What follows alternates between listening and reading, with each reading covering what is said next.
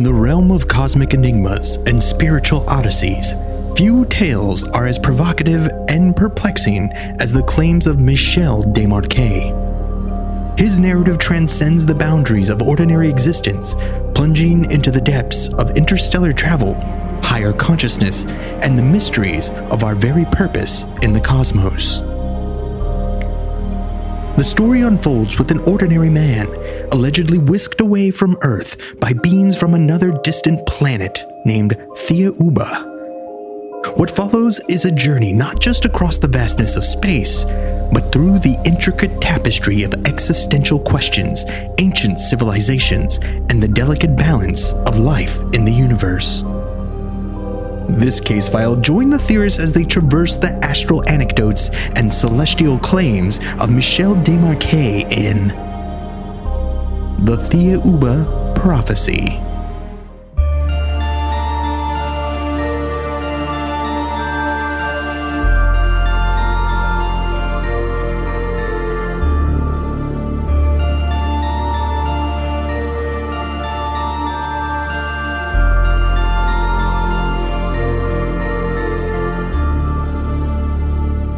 Welcome to Alien Theorists Theorizing Case File 306, The Thiaoouba Prophecy. I'm Braden.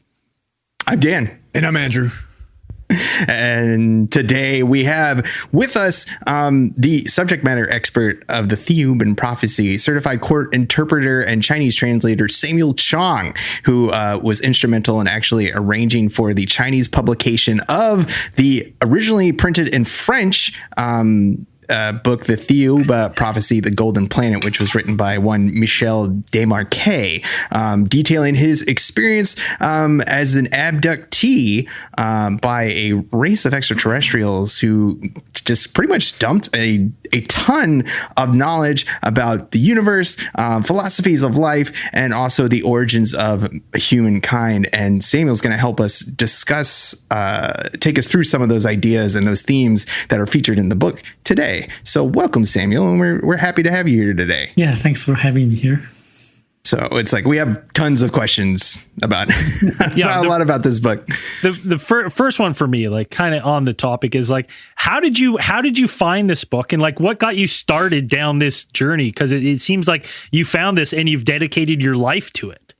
Yeah, I found the book on Amazon when I was searching for knowledge and information, specifically from ET abductees, because I was thinking if the ETs can come and visit us, they must have advanced knowledge and technologies, and we can just cut a corner and get a shortcut and just to learn from them. This has always been in my subconscious mind when I was young. So I was born in China, and after I got here and after I improved my English, I was so interested in getting more and more knowledge that I wasn't able to do so in China. You mentioned you were born in China, grew up in China, and so what drew you to the UFO culture, like as a young man, and as you were, started your exploration of the UFO phenomenon? Like what drew you specifically? Was there an event or something that happened that you found yourself kind of be like interested in the subject matter? In the Chinese traditional culture, there were a lot of fairy tales and science fiction novels. And whenever they mention about information or book or knowledge from the like gods or extraterrestrials, I was always curious in terms of the content of the book, because I also want to learn from the best and learn from the ETs. This is also, I don't know why, but in China in the 1980s, it was very open to such information. So there was a lot of information about ETs and UFOs. There was actually a magazine called UFO Magazine in China, but now they don't anymore. Oh, really? Now, I guess, yeah. You just happened to find this book on Amazon. You read it, and what captivated you about this story that made you like? Because am I right? Like this guy's a little bit of a recluse, and you went and like found him?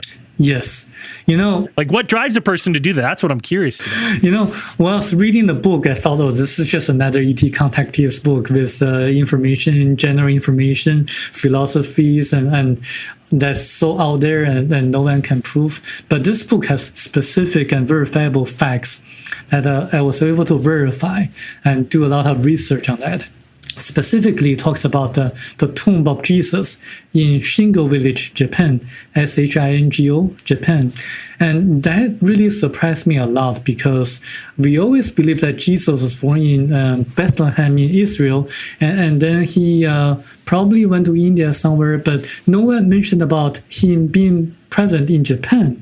But this book explains why some people say that Jesus went to India and how Jesus was crucified on the cross.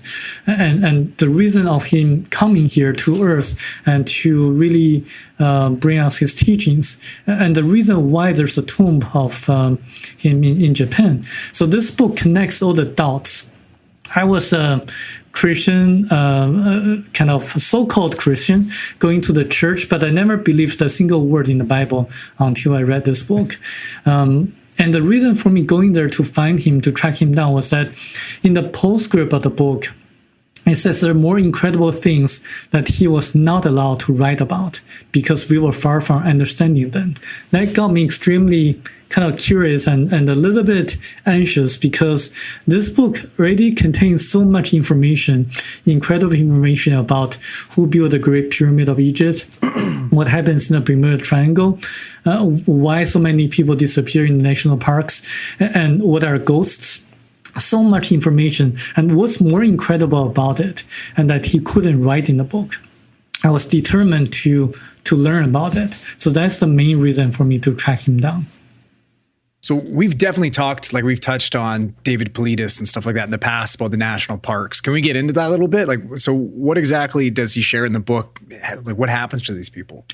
So according to the ETs, according to the Thiaoubans who came from a very advanced civilization, there are portals or warps in existence around the Earth in the atmosphere. So when like people who or planes or ships who are near those kind of warps or portals, they got sucked into that. So this is why so many people and ships and planes disappear in certain locations on Earth. And actually there are kind of stories where people disappear just right in their backyard when it's snowing. And this book actually mentions one story. And a young child was going to a well in the backyard of his house. It was snowing, but then he disappeared. And the parents would have been able to find where his location just by following his footsteps. But his footsteps disappeared in the middle of nowhere. And I tracked down this information and found that this is the case of Charles Ashmore back in the late 19th century. So it's documented in a lot of stories and actually reported by journalists. So this is why so many people disappear. And I think David Politis did a great job doing research and documenting the cases. And this book explains the reason. Now, just, kind of touching more on that portal, that, me and Dan were kind of having a little back and forth before about these kind of areas like the Bermuda Triangle. What are your thoughts on it after reading the book? Because I know it says portals and stuff, but because when I read it, I kind of understood that the Thiaoubans might be from just like a dimension over from us, not necessarily like extraterrestrial in our solar system. That I thought maybe these were areas that, it's just, it's thin and these things slip into another dimension or a parallel universe. What are your thoughts on that? Well, Michel Desmarquet explains that a parallel universe is just like ribbons floating in certain places in the atmosphere on Earth. And the Thiaoubans actually came from a different planet, a ninth category planet. We are on category 1 planet. They took advantage of the parallel universe or the portals by hiding themselves inside of the parallel universe, so that people like the neighbors of Michel Desmarquet wouldn't be able to see them. So they used the parallel universe as a hiding place. Inside of a parallel universe, Michel Desmarquet saw people wearing medieval clothes, and also he saw savages, people who behaved like cavemen. And he was told that in the parallel universe, time stops, and people there don't feel any pain or hunger or thirst. And it's just kind of like a different sphere in which the Thiaoubans use as a hiding place to come in and out when they visit Earth and leave Earth. So, speaking of these like pockets, I assume like these kind of interdimensional pockets of things. I know. Kind of going back for our listeners, like Michel Desmarquet is abducted by these aliens, and he's kind of taken in. It's a bit like an astral-ish projection, if I understand that correctly. Like he leaves his physical body behind, but he is taken into this other dimension. Is that am I getting that right? Well, actually, he visited the planet, the Golden Planet, physically, but during his travelings, he also did astral travel. So they gave him two kinds of pills or medicines, and so his astral body left his physical body for a brief period of time, and then came back to his physical body, and then he resumed his journey to their planet called Thiaoouba. And also he traveled back in time. He saw what happened about 1400, 500 years ago on the continent of Lemuria on the Pacific Ocean, where the entire continent sunk into the ocean. And he was told that Lemuria was a very successful civilization that existed in the ancient times. And then they colonized the continent of Atlantis. And so this is why I think Plato wrote about Atlantis. And and the book contains a lot of these mentions of some of these places that people consider mythological. Like it also features Mu, or is that correct? Yeah. Like you have the Myria, and usually its counterpart Mu, both existing, and then along with Atlantis. With the going back to like the astral travel and things like that now, and the time travel, these concepts like the Thiaoubans, and I specifically, I guess his guide Thao is one of these, one of the Thiaoubans, and kind of is the principal kind of interactor with interpreter and all that, main contact for Michel and his journey to Thiaoouba. So there is universal law that dictates like the movement within these planes. Is that correct? Like, that's what they tell him about? Can you expand like a little bit, like some of this universal law and how like it applies and how it limits like how these beings interact? Yeah. So man exists for the sole purpose of developing his or her spirituality. So once we obtain at a certain level of spiritual development, we can move up to the ladder and to live on a different category or a higher category of planet. Right now, Earth is on category 1, the lowest category, just like elementary school students. But it doesn't mean that we're going to stay here. After we die, our soul or astral body goes to our higher self, and we can be reincarnated into a higher category of planet if we are ready. So this is why we should focus on our spiritual development. And we can only live on the same category of planet as our astral bodies readiness. So that means I cannot right now move up to a category 3 planet. And similarly, inhabitants of a category 3 planet cannot live on category 1 planet. Otherwise, they would face a lot of persecution and a lot of difficulties surviving on the planet.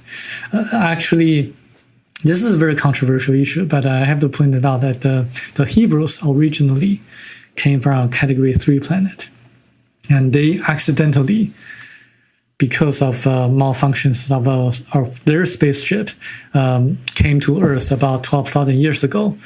And this is why they have been facing a lot of prosecutions, and this is why they were the chosen people by the Theoubans as documented in the Bible.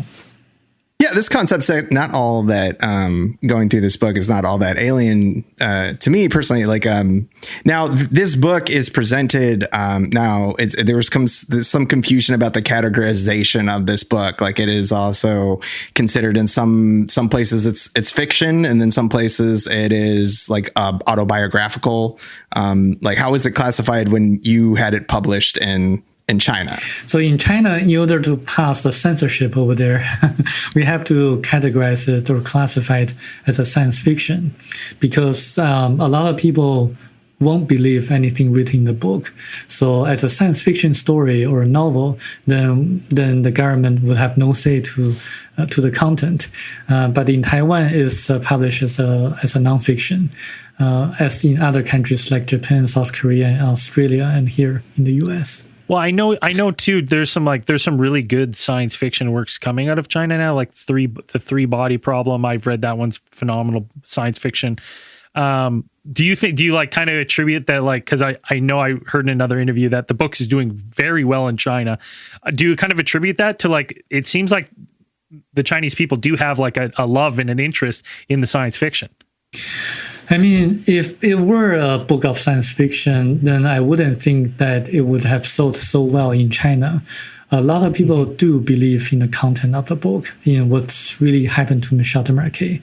So this is why they recommended their friends to read it, because it contains a lot of interesting philosophies, such as the meaning of life and the purpose of living in China and outside of China, and how we can respond to the life challenges, how we see this world, and what are the real dangers on Earth. For example, it talks about the number one danger on Earth is money, number two, politicians, number three, journalists and drugs, number four, religions.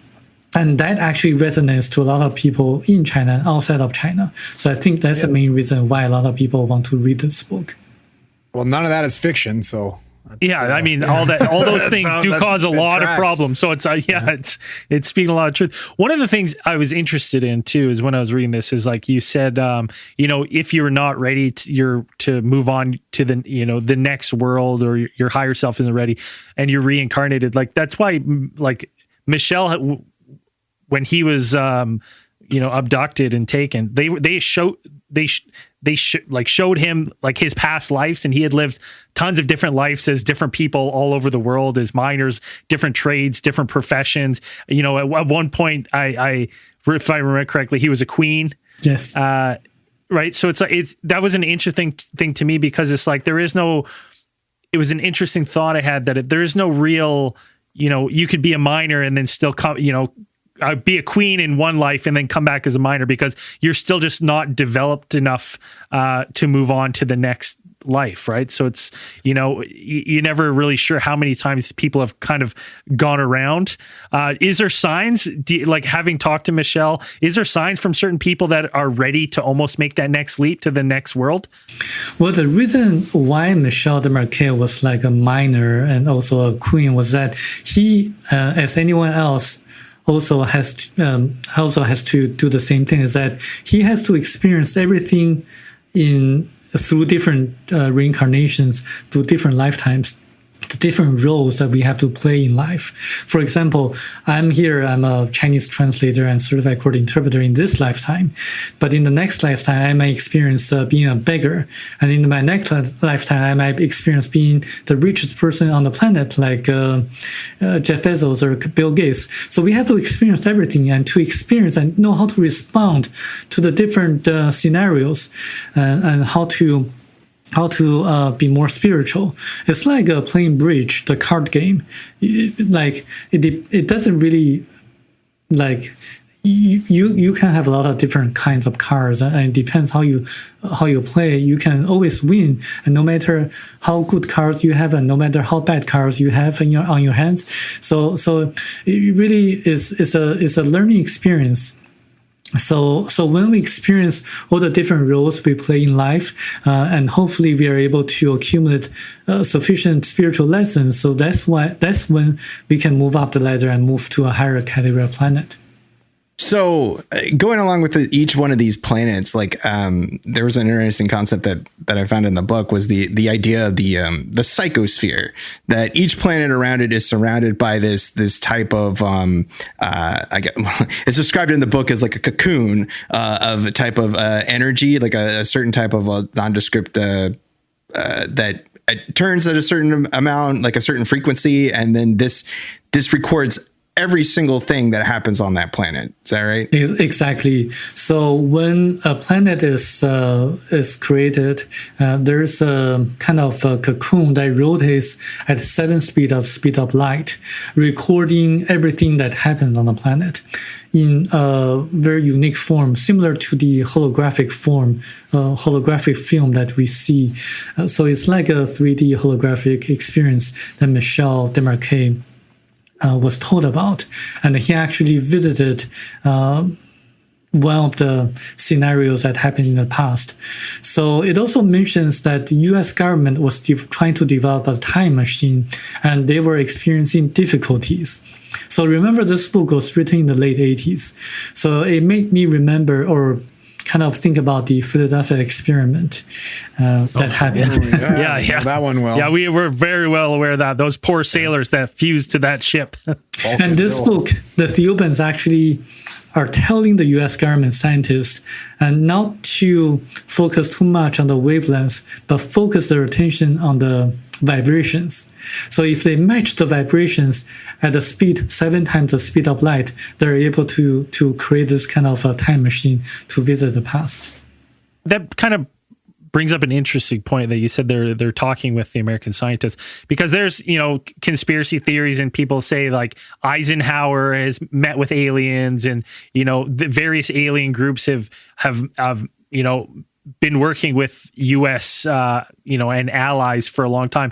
Is that attributed to do you believe that that's attributed to the Thiaoubans, or is there other races as well kind of playing a part?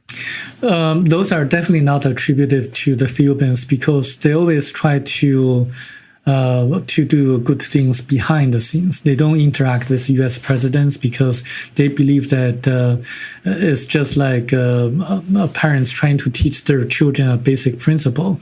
They don't just tell the solutions or the answers directly. They want their children to explore and to really struggle and to learn the lessons on their own. Before they don't want to intervene. But there are other ETs or races of ETs that have been interacting with the U.S. government. And actually in 1995, Michel Desmarquet was told by the Thiaoubans about the Greys. They say that the Greys did visit us and put some implants on certain people, about 150 people or so by the year 1995, just to observe us and monitor us to see how we respond to the same situation that they have been experiencing, which is the increasingly decreased immune system. We have been losing our immune system since 1948, and the Greys also have the same problem. So they want to see how we respond to the situation so that they can see how they can improve themselves. So actually, they're a dying race themselves. But the Thiaoubans say there's absolutely no harm, from the implants, because they have been monitoring the activities of the Greys just to ensure that they don't cause any harm to us. I would say that the U.S. government has been reverse engineering the crashed UFOs or UAPs from the Greys, but they're actually learning from our peers, because the Greys are also from a category 1 planet, the same category as us. So I think if they really want to learn from the best, they should learn from the Thiaoubans, not from the Greys, because even though the Greys have more advanced technologies, spiritual level, they're at the same footing, the same level as us. Just on that, I know every one of our listeners is going to be very familiar with the Greys and, their kind of description of what they would look like. Can you tell our audience what what would be the expectation if a Thiaouban were to appear in front of them or show themselves in front of them? What would a Thiaouban look like? What's their kind of what's their go-to? What's their look? So in the very beginning, a lot of men are going to be very, very happy because they're very beautiful, extremely beautiful, like Nordic looking, blonde hair, and very pretty and big breast and kind of and very sexy too. They are 9 or 10 foot tall, very tall, and they're kind of loving people, very compassionate. But they're hermaphrodites. So this is like to a lot of people is a wait a minute. Not that there's anything wrong with that. No. Right. Well, it's interesting because you said like the Greys are their immune systems have been weakened, and if you look at them, they like, especially compared to the Thiaoubans, they look sickly. Right? They don't look well. They look like, malnourished and, a little bit of a progeria thing going on. So as opposed to these 10-foot tall Nordic Adonises that go both ways. But yeah, that's interesting. And more importantly, the Thiaoubans, they can perform all the miracles performed by Christ, such as levitation, such as healing all kinds of diseases and reading the mind, projecting images onto a person's imagination. And also, so was Jesus a Thiaouban? Indeed, he was actually not Jesus, but Christ. There's a Jesus born out of Virgin Mary, but there's a Christ who died on the cross, who resurrected 3 days after. Yeah. So those are two different beings. Interesting. Okay. And now, so is that so the one that was found in Japan in the tomb, that's Christ, and then Jesus is the one that was. Okay. So Jesus was the person who was born from the Virgin Mary, from the embryos implanted by the Thiaoubans into the uterus of Virgin Mary, just to fulfill prophecy, just to capture people's attention that someone extraordinary was going to be born from a virgin. And then the Star of Bethlehem was true because that was their UAP or spacecraft. But the 3 wise men was grafted from another legend. That Jesus, even though he was highly intelligent and spiritual, he couldn't perform miracles because his astral body went into the embryo and had to pass through what the ancient Nagas called the river of oblivion, forgetting all the knowledge or the abilities to perform miracles. And that's the Jesus who went to India and passed through China and died in Japan. But Christ was another being that came from Thiaouba who didn't have to pass through the river of oblivion, who remembered all the abilities and knowledge to perform miracles. So that's the Christ who began preaching and taught all the teachings in the New Testaments of the Bible, and who died on the cross and who was crucified and who was resurrected 3 days after, just to show people at that time that there is life after death and there is reincarnation. But as we all know, the Catholic Church, the organized religion, removed the concept of reincarnation from the Bible. But we've kind of talked about that a ton on the show, that the feats that Christ was, it doesn't really make sense that he was human. It makes sense that he would be from somewhere else because no other human has done these feats that are described. So it's always, we've always said he's an alien. Wine to water, buddy. Yeah, I try all the time to turn wine to water. It doesn't work. It's a long process. So the book also mentions the Thiaoubans' use of what I think what Thao refers to as collective illusion is one of the things that they use, and this is to perform some sort of miracles. Now, is that a product of their mental or their evolutionary thing, or is that a technological thing that they've gained? It's their psychic power. If you could clarify on that. Is there psychic power? This is a very good question because I want to bring up the idea of people who have supernatural abilities or who have strong psychic powers. And after this book was published in China, a person in the Bay Area in San Francisco called me saying that he was able to levitate when he was young by practicing certain kind of qigong or kung fu in the Chinese Taoism religion. And there are people who could levitate, such as a monk in Nepal, as documented by a magician called Dan White in the History Channel. So people can look it up on YouTube. And there are people in secret societies that have this kind of abilities too, because they can kind of do a lot of mind control by using their psychic powers. And I can go on and explain the reason why they're able to do so is because their astral body has more electrons. Their higher self distributes more electrons to their astral body. So they have more mind powers than others. And they can do that through practice, through meditation, and through different rituals as well. But some of the rituals are so devious and so kind of bad that I don't want to encourage people to do that. But if you do want to learn more about that, I happen to translate a different book. It's a book written by the highest degree chair of the secret society that was founded in Germany, which is the Illuminati. It talks about how he became the chairman of that secret society from normal and average and regular German college student, and through different rituals, and how he was able to accumulate the psychic powers that this book, Thiaoouba Prophecy, talks about. It's a different story. Yeah. Sounds like that's the dark magic stuff that's in the restricted section, Horcruxes and all that type of stuff. It's a dark magic, yes. Yeah. Now, it's kind of interesting to me because it's like, there's people out there that really, I can't think of the word I'm trying to say.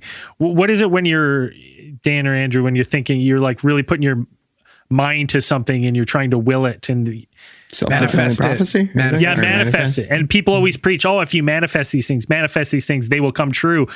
Secret.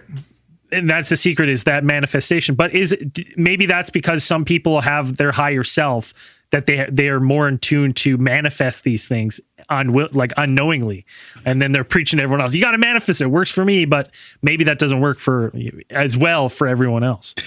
Well, the mind is very powerful. It's said in the Bible, when you have 3 people praying together, it works better than 1 person. And actually, University of Princeton had a study done on random event generator. And it documents that when 9/11 happened, the random event generator changed suddenly, and much stronger, much more obvious change than just 1 person using the mind to change the result. And people can look it up online, and it's a scientific study. So do you think of the book, The Thiaoouba Prophecy, maybe like its popularity in China is also maybe could be attributed to the idea, a lot of like how Chinese, like the idea of, I just slipped my mind. Like the idea of gotta manifest cultivation. Sorry, cultivation. Like the idea of like cultivation and some of the older Chinese folklore, like this idea that meditation and like you go ahead and you gain as much knowledge as you can allow you to ascend to a different realm, essentially. Like is that idea, the cultivation, is that stuff that was brought by the Thiaoubans? Is that stuff that was potentially influenced by them in Chinese culture? Or is it just something that we came up with and it just seemed to align with that? If people read the book, they're going to know that the Chinese, the yellow people and the black people were the earliest inhabitants on Earth.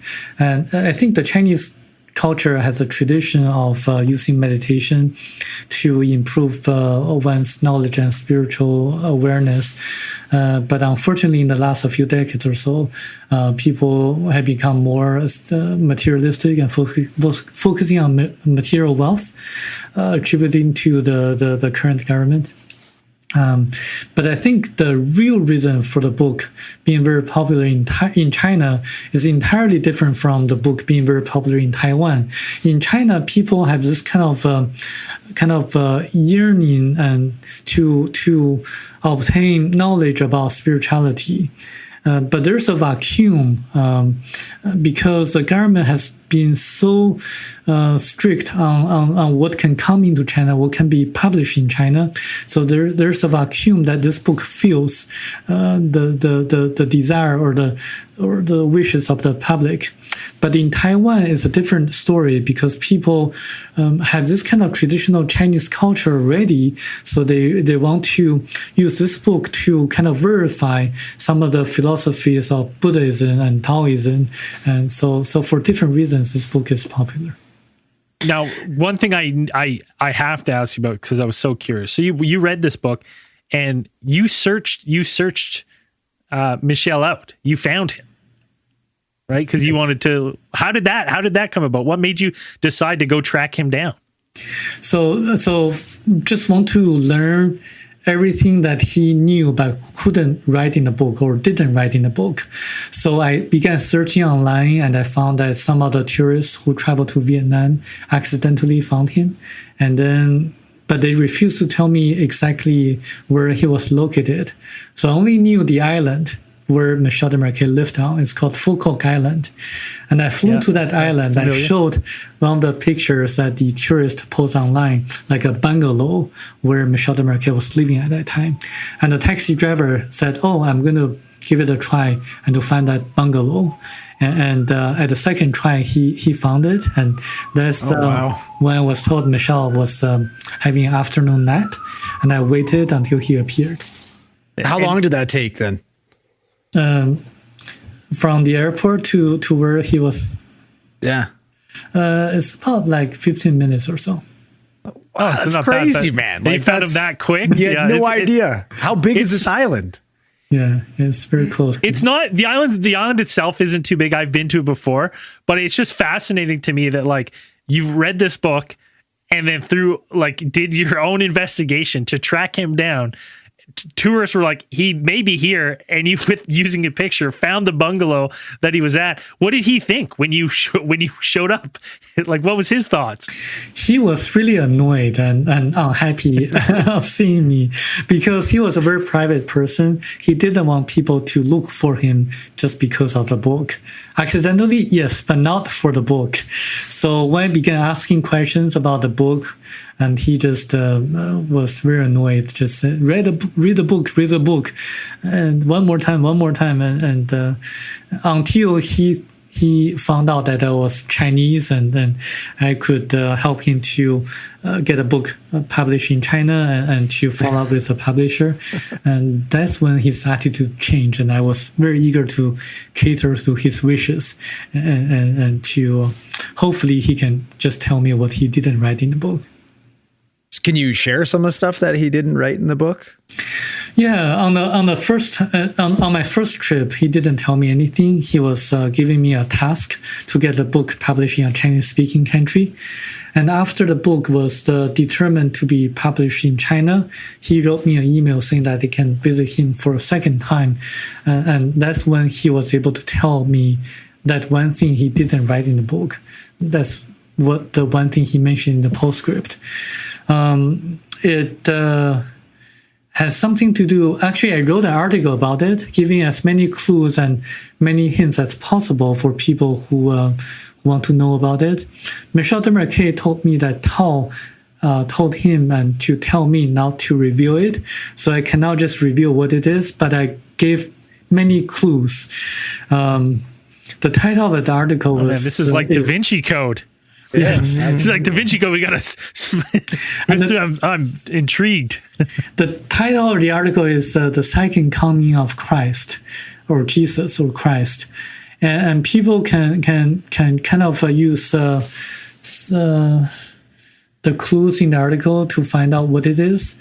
And people who know the Book of Enoch know that Enoch was taken away by God or gods and never came back.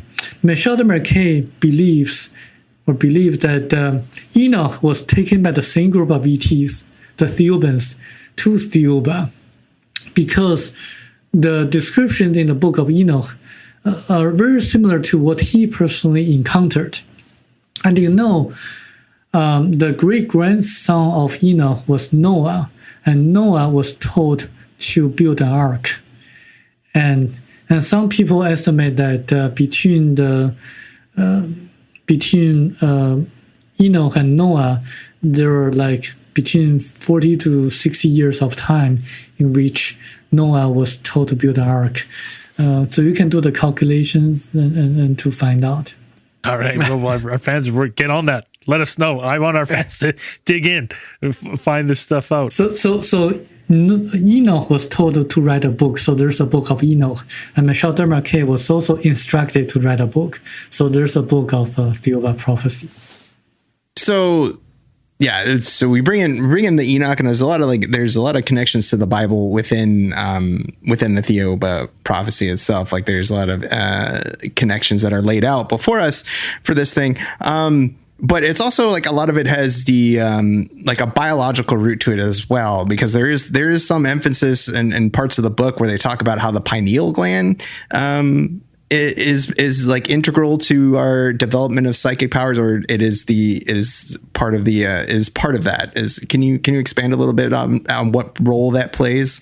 Yes, the pineal gland is very important because that's when Michel Desmarquet was able to see the colors of auras and have the ability to understand all the different languages and in the universe, not just on Earth, but in the universe. So once you have this kind of ability to really kind of utilize your psychic powers, your pineal gland, you can achieve a lot of abilities that we are not to do so. I know there are some people who can see the colors of auras or human energy fields, and that's because their pineal gland, also their chakras are connected to a way, in a way that they're able to perceive what others cannot perceive. And also, the Tower of Babel has a lot of kind of imagination, but also has a lot of foundations. Because Michel Desmarquet on the planet of Thiaoouba, when Taura, the master on the planet, put their hands on Michel Desmarquet's pineal gland location, and he was able to understand all the different languages in the universe.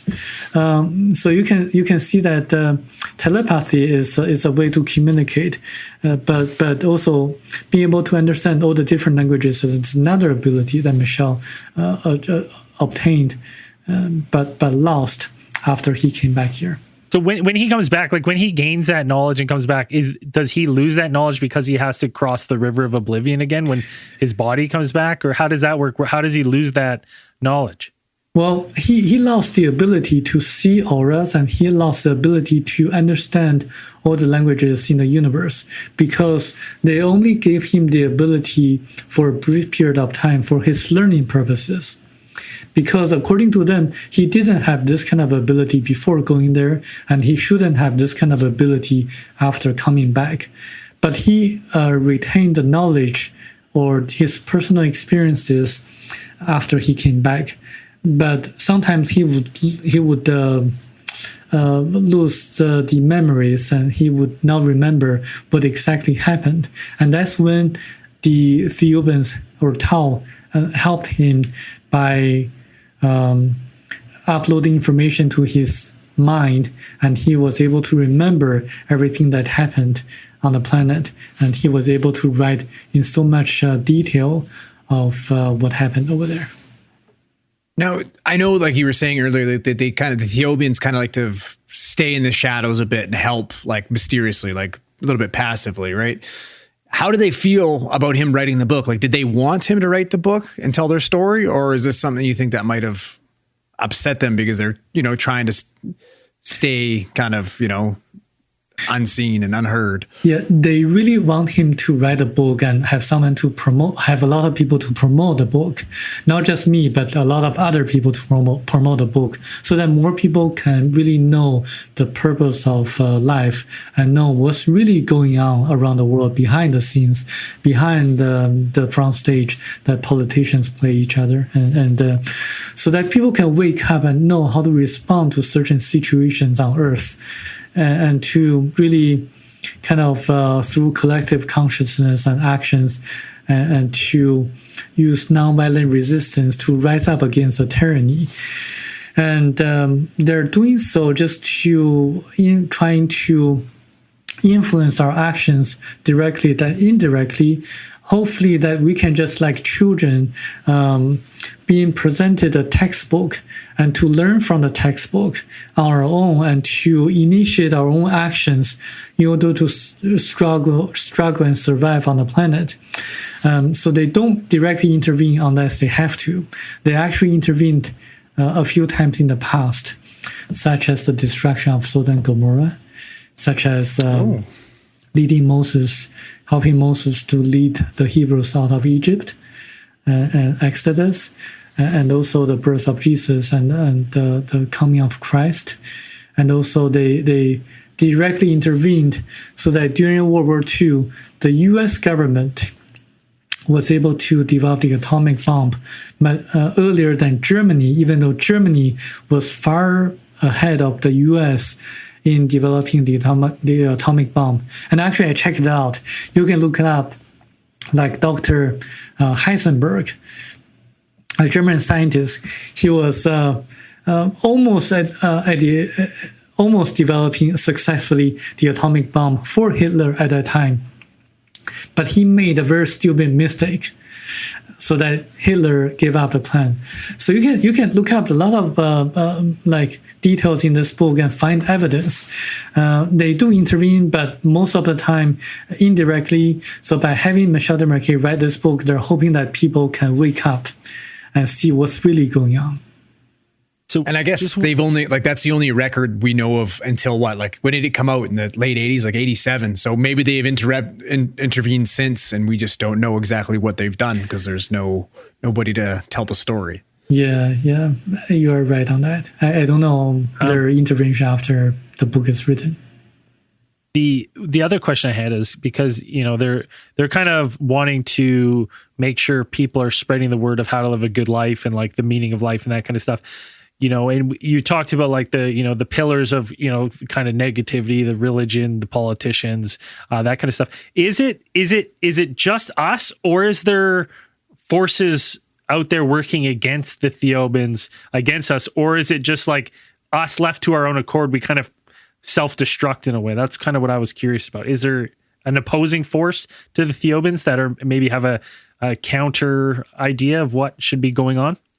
There's no opposing force against the Thiaoubans because Thiaoubans were also created by God, the great ether, or the origin of the universe.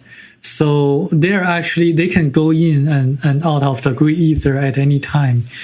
We are all created by God, the creator of the universe. So when the creator created every one of us, it inserted a tiny portion of itself to each one of us so that it can experience what we experience, the happiness, the sorrows, and also the challenges in life. But it also gives us the free will. So when we think we have opposing forces, this is because the opposing forces, the so-called opposing forces, they have their own free will to do the things that we might not like. So when people talk about the devils, the evils, and the reptilians, I think this is just the reptilians. I think this is just their imagination, and there are people who have supernatural, super psychic powers who can appear like the reptilians, but those are just human beings on Earth. Those can be the high masters of the Illuminati, just projecting images onto people so that people can have this kind of illusions or hallucinations, thinking that they are meeting with the reptilians, but in fact they're not. So I think this is just if you look up the word sin, the original meaning of the word sin is the deviation from the right path. The right path is to be spiritual and not to be materialistic, not to do harm, not to do evil things.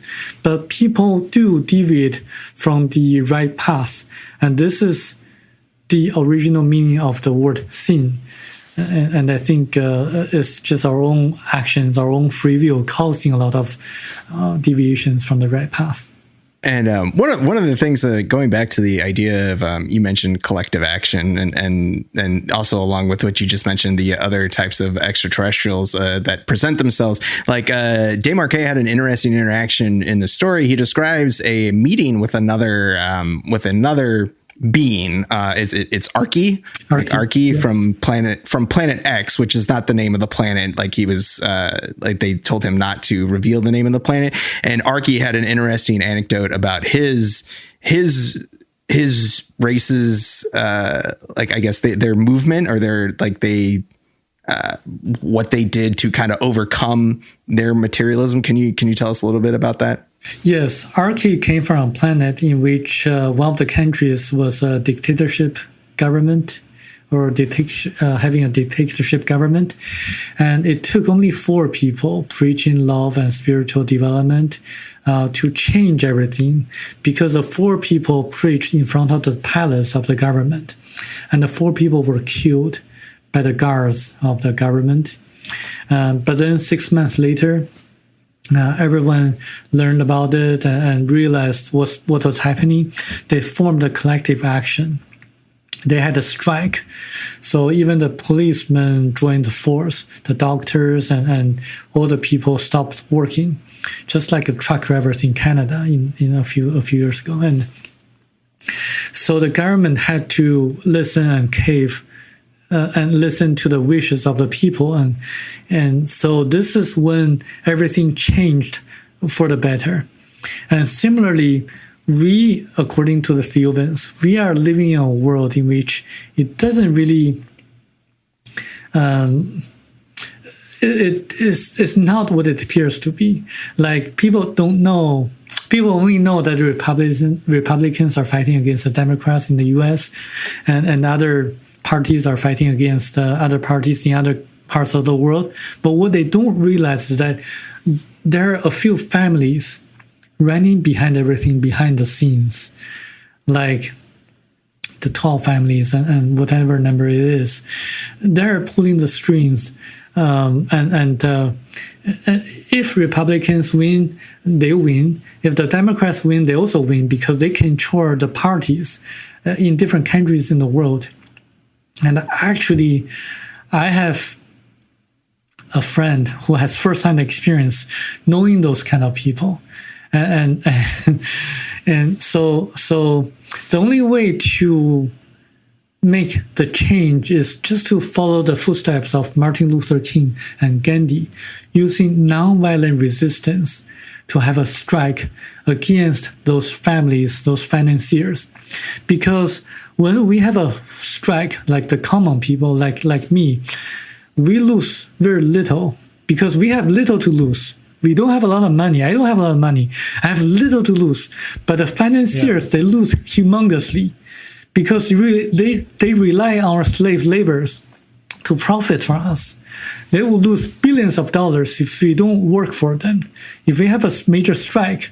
So that's when they have to cater to the wishes of the people. That's when the things can really change. But it really requires like a collective action. So people have to know how to respond to the situation. They have to know that we have to do that non-violently. I mean, it feels like we're getting to a point, like a boiling point of where something, kind of action is going to take place everywhere, like a collective. You can feel it, right? I mean, a general strike would be the most powerful idea. It's I guess you could be considered the most powerful expression that the common worker can have, is like the ability to withhold your labor from those who tend to exploit it. But so yeah, I found that was pretty interesting. Is like that is an expression of a higher, I guess their higher ideal as being that something that's like, yeah, stronger unions, like that has always made sense to me. The workers collectives and things like that. Just hey, being able to we're a protect pro each union other. shop here. Yeah.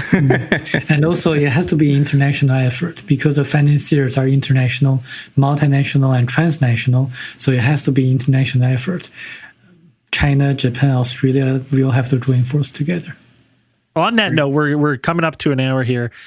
Samuel, it's been a pleasure having you on. Where can people who want to know more about the Thiaoouba Prophecy, where can they go? Where can they find the book? Where can they find more of your stuff? Plug everything you have. Well, they can find the book on Amazon if they want to get a hard copy, a printed copy. Just search Thiaoouba Prophecy or The Golden Planet. They can find the book. If they don't want to spend money, they can just Google it, Google the title of the book, and find a free PDF version online. And people can just search my name on Facebook, Samuel Chong, Chong, to find me. And I also have a website, chinasona.org/Thiaoouba with a capital letter T. And I'm all for the people, and you don't have to pay anything to read the book. You can just read it. That's one of the messages I loved about the book, is that people share it freely and openly. You can find some people on YouTube have narrated their own audiobooks of it, which I found fascinating, and like hundreds and hundreds of comments from people saying that like this is their Bible, like they just love the message and stuff. So fascinating stuff. Thank you so much for joining us. Thank you. And everyone listening, we'll be right back. We're just going to say goodbye to Samuel. We'll be right back. We're back. I got the logo right in Dan's face now. Nice. Boom. Nice. I'm what? the face of the podcast. Yeah. Well, you're going to randomly get kicked now. Yeah. You know what I love? I love UFO theories that tie into history and religion, because I'm like, the ones that like just move away from that shit and create their own stuff. I'm like, but we have crazy stories here on Earth. How do you tie this stuff in? Explain it. Right. So to me, I'm like, that's so fascinating where, some of the things line up for me. One of the things I was like in my head when he was talking about the psychosphere, and it films, captures a 3D hologram of everything that happens. I was like, because as these people are talking, I try to tie in everything that we've talked about. I'm like, can this theory work? Could this theory work for me if I tie everything into it? How does it work? And I started thinking about like stone tape theory of like, the people in the woods with the old cars and stuff. And I'm like, maybe they're just catching a glimpse at these like portal zones of this fucking 3D hologram that's, playing the hits. Yeah, a lot of the book is it's racist. a trip. Like a little bit. I was gonna say that. A little bit. Well, it came out in the 80s. Yeah, that's just how the 80s it was a different. were. It's just not their sensibilities are a little bit different. It's not politically correct. So yeah, some of the I guess alternative ideas on the origins of humanity those aside, like that whole that whole bit maybe aside, a lot of the general sentiments of the book are stuff that you can kind of like, most people could probably, our generation can kind of get down with. Like I said, like the Archie thing was a surprise, like when I came across that they're like, oh yeah, we just had a general strike on our planet. I'm like, hey, you guys have unions. Awesome. Hey, that's cool. Fucking forward, dude. He's not wrong. Like these powerful people, they own all, like they fucking buy shit from one country, sell it to another country where they own cheap labor in that country. 100%. They exploit us to the fullest. Like all these families own fucking big forestry in Canada, and then they ship the raw timber and shit overseas to get processed because they own the cheap labor over there. It's insane. It's just if you want to get psychic powers, go on general strike. We got to get to that's going to take us to the next level, is an international general strike. And I was like, that's fun. Well, the whole thing's a pretty cool idea. You know what? I'm declaring myself a shop steward of Earth. Excellent. Well, the story of the book is good. Like everything. I want to file a grievance. Yeah, if you want to file a grievance through you, let me know your grievance. Your earthly 700-page grievance with the planet Earth. No, but like I enjoyed it. Like I love the conviction. I love how he knows that book front to back, every page. Yeah. You know what I mean? He didn't have to pull up any websites. He didn't have to like that. And he believes it fully. Like I'm 100% convinced that guy is 100% on board with the Thiaoouba prophecy. Like there is nothing, he's not trying to sell books, anything like that. Like I genuinely think this is, like I appreciate it. I love the message behind the book. Like it's, Well, that's what I like too, is like the fact that the fascinating thing is like this guy tracks this guy from a picture to another country on a beach. 15 minutes. That's insane that he had no idea where this guy was, and it took him 15 minutes living in Vietnam, like on an island. Like, I'd also probably be annoyed if somebody came bother me about writing a book I wrote in the 80s and be like, I'm just hanging out on my beach in my beach bungalow. Like, man, come on. Hey, like, listen, I believe I'm retired. I believe in Samuel's conviction 100%. Michelle's the fact that fuck off until you can help me out. Like that's a little, you know. It just you can make me money. You can make me money. It does. It sounds like one of those little. He's like, I said I'm retired. You know, and like I gotta come out of retirement. I'm too old for this shit. Exactly. I think Braden's stuck on his O face here. Oh, yeah, he's stuck a little bit. Does that mean we're fucked too? Like, how does that work? Ooh, good question. Right? I'm just gonna keep talking like we're not. I guess. But, but it's like, the thing is like, there are bits and pieces that I'm like, oh no, you know what? I'm pretty sure I've heard about this in a science fiction. Like the whole idea of like having this guardian race that was created by a higher power. Like that is very reminiscent of Childhood's End, which is like that was like published in 1953 by Arthur C. Clarke, which is very famous. And they also turned into a TV show. Yeah. So it's like that where you have this race that is created by a overarching intelligence. And it's like they go out and they find intelligent races that are also like on the precipice of becoming psychically active or whatever. And it's like they come in there and then they're like, okay, like we gotta guide you guys into that thing. So I was like, oh, it's like, yeah, I remember that. That's kind of interesting. Maybe they're Theoubans though. Maybe they are right? Theoubans. Like maybe he's just another. Maybe Arthur C. Clarke is a Theouban. So it's like, yeah, it's a very and it's a very, I mean, the story is great. Like when we were reading it, I was like, it's very, it reminds me a lot of it's just one long story of like him going to this planet, like his journey there on the ship, and they take him to all these different places and all these like, one of the interviews with Samuel, has him like, you know, the guy compares it to Gulliver's Travels, where it's like, you have this guy going into these different areas and different things, and they're just taking him to see all this like crazy stuff, and you're just like, you know, just to like kind of make a point. And Michel, like the whole time, which I found interesting, is like the whole time he's like asking them like specific questions, like, why do you use Arabic numerals? Is that you translating for me, like, you know, the Arabic numeral system using kilometers and stuff or whatever? Like, is that because you're translating to me? They're like, no, that's our system, which makes sense. That's like, our system, because that's Arabic is pulled from Aramaic, right? And that's like the oldest language, is it not? Written language. This is one of them, I guess. Yeah. So they're like. Language. So it's, so some of it's like, no, that they took that from us. Like that's our, you know, we gave it to them, or, you know, somehow like that. And then I mean, that book just like ties everything. Like we said, it's got, you know, Lemuria, Mu, Atlantis, it's got all those places. And then like every single like mythological or, you know, folkloric piece of thing. I'm surprised like King Arthur wasn't in there at some point. That would have been cool. You know, like, Sword. But yeah, it's just there's just a whole bunch of stuff that we are like going through that book. So it's like, yeah, it's free online. So anybody can like, you can pick it up PDF and like, you know, sift through it. Do you recommend it?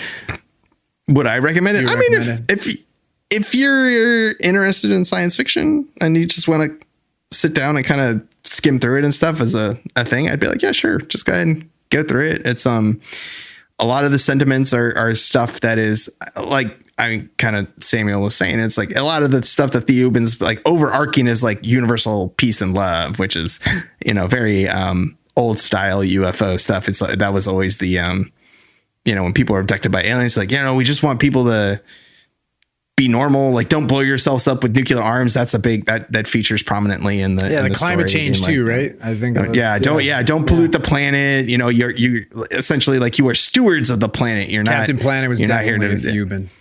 Oh, for sure. Gaia was the Theouban. Yeah, that's true. Yeah, gave him his boss powers. Lady. Yeah. So he was just a manifestation. Yeah, makes sense. Of the that makes sense. So, I guess we have lost Braden here. But yeah, so we're gonna go ahead. I guess we can go ahead and end it here, and then we'll try to reconnect with Braden. And sounds like his powers. He's just resetting his Wi-Fi. He got his power back. So yeah. So we'll rejoin with Braden and after hours. And as we always say at the end of these things, keep those eyes on the skies.